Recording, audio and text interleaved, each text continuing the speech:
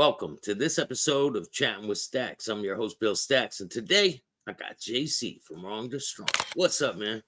Hey, how's it going, bro? I'm great. How you been? Yeah, same old, just working, evolving. I see you all over the place, man. A lot of interviews coming out, a lot of great stories. You Yeah, really covering it's, ground. it's work, man, but it's coming together. So today I wanted to ask you if you can walk me through when you first met up with the Flores twins. I was fresh out of federal prison, and I was I guess you could say in the beginning stages of getting my life together, and I was already plugged with some people in Mexico, and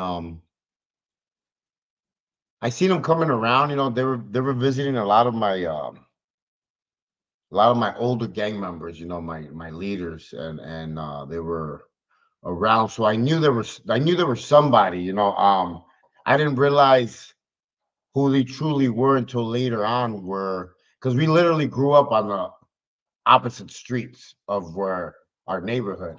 Um, but we were at a nightclub the first time we really started talking, and there was a nightclub in Chicago, and I've told the story before. It's where I got set up. It's where they put the gun in my truck and I got arrested. But I was there partying that night, and we were celebrating. I had just gotten married. Things were going good. I was bringing in a lot of work, and money was good. My restaurant was doing good. My house was paid for, so it was good times. It's like you see in the movies, man. You see all the big people that have money and sell drugs at the nightclubs. Yeah, you don't think it's gonna end, right? Yeah, yeah. How does this setup happen? Oh, just everybody that was somebody used to go to that nightclub, so it kind of just happened naturally. And then it also helped that we all knew the same people. We all knew the same people. Even the Flores, they knew a lot of people from the opposite other gangs. So, and I knew people from other gangs, so I would see them everywhere. So did you guys start working together? If you were getting work in the 2000s, any kind of coke in Chicago, it was off the Flores. Oh, they were that big time out there. Yeah. Now, were the mafia type of people out there taxing them for bringing the work in their area? No, no, man. We're Because a talking lot of about a lot of people don't know how this whole system works. Like, how would they even get the drugs? Where would they bring it? How does it work? it's a whole different world, man. You know, that's a question that most people should ask them when they were on that live interview the other day. You know? Oh, they did an interview. Yep, Oh, they're going to be coming out and doing interviews now. yep. That's pretty crazy. That what do you think about them cooperating and now coming out for the spotlight and all that? What are your thoughts on that? I think that no man should judge another man because nobody knows what decision they had to make to put himself in whatever situation. You know, I just it's just how I feel, man. There's a lot of tough guys out there that really are not tough, so like it gets a little bit under my skin. You know, Tons of them, man. Internet's flooded with them nowadays. yeah. So what's been going on with you lately? Just You working, man. Working, doing the whole prison thing, and just working, man. I'm about I'm about making this world better, not making it worse now. So I put in a lot of I put in a lot of work for guys to not make the mistakes that I made. I don't care about the cloud. I don't care about the fame. I don't care about none of that stuff. I just care about helping guys change. I was volunteering yesterday at Brian's Angels homeless outreach place. I do that every couple of weeks. Yeah, Trying to give back. yeah. You have to. You have to. If not, you just You're just taking up space. So what did you go to prison for that time when you got out of federal prison? What was that sentence for? What time? When you got out and you were trying to get your life together. Is that when you came back from Mexico and all that? Yeah, yeah. I mean, it shows it on the show. You know, I got out, tried to find a job. Really couldn't find a job. I got my CDL. Um, that didn't really work out because not too many people wanted to hire me, and I just I went back into the game again. So I ended up hustling again. You get discouraged fast, right? Yeah, I mean, When yeah, I mean, you see, I didn't have the tools back then that I have now. So like, you know, I, and that's what I try to voice to a lot of these guys in prison is that they'll do these bids and get out, and they feel like they're smart because they've read a lot of books in there. They feel like philosophers, and the thing is that they get out with no life experiences, no life, no emotions, no. So the first letdown is like, oh, I'm gonna go use drugs, oh, I'm gonna go sell drugs, or I'm gonna do this, I'm gonna do that.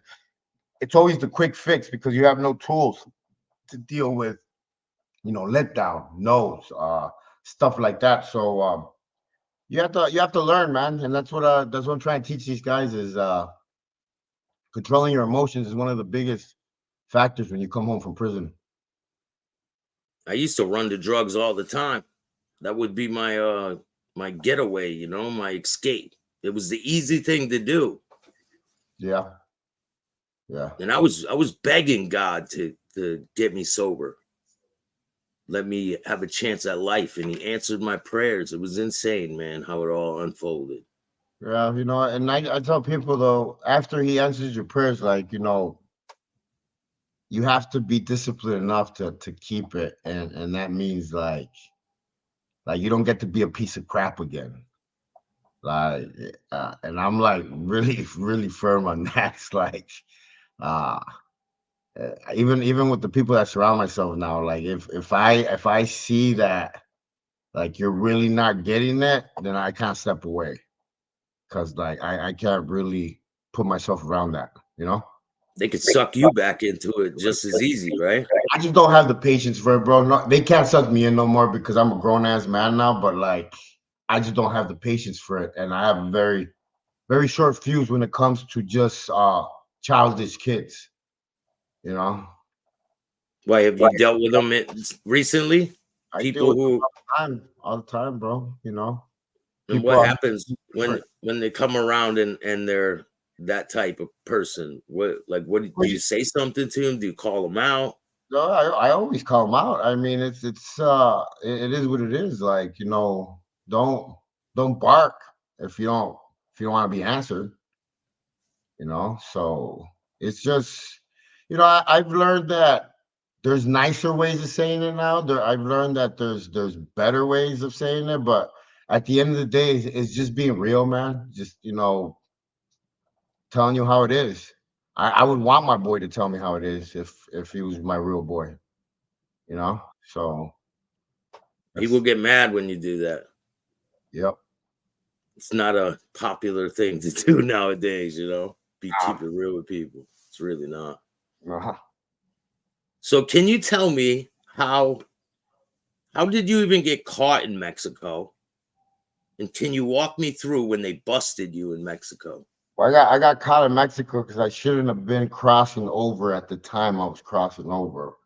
Um, I started getting sloppy, so the drugs were a big, factor in that. I was sloppy. I left at a time I shouldn't have left at, and the military had already set up a checkpoint by the time I got there. So, you know, um, I could have turned around. I could have turned around, but my cockiness got the best of me, and I went forward with it, and I got busted. And you were on your way to the US, right? Yeah, Did you have a load of drugs with you? yeah, yeah. How much did you have? 40 kilos. Holy shit. What was the process when you pull up to this checkpoint? How did it all go down? Well, it's just the lights, man. They ask you questions. They try to trick you to get you nervous. They ask you certain questions both ways, and they just try. Police work. And I got nervous, and they told me to put the car in the ramp. So once they put in the car in the ramp, it's because they're going to check it for good. They're going to check it good. Are you thinking when they told you put the car over there? Are you thinking come? Nah, I knew it was already over. I knew it was a wrap. And you still sit there and wait for them to find it, right? Yeah, yeah. So what happens when? What was the next step for the people that don't know? Well, they were trying to figure out whose load it was. They were trying to question me about it, and I got roughed up a little bit. But I ended up going to the jail and made some calls, and next day I was at the big prison in Mexico. The next day Yeah, they transfer you that fast. They don't give you like a yeah. bring you to court and all that. They just bring you right to prison. They brought me straight to prison, and I just like I tell people, it's very different in Mexico. It's not like the U.S. So you know, it's it sounds bad, but prison in the U.S. is like a five-star hotel. You know. I see that from looking So at the videos and shit, man. It seems insane over there. yeah.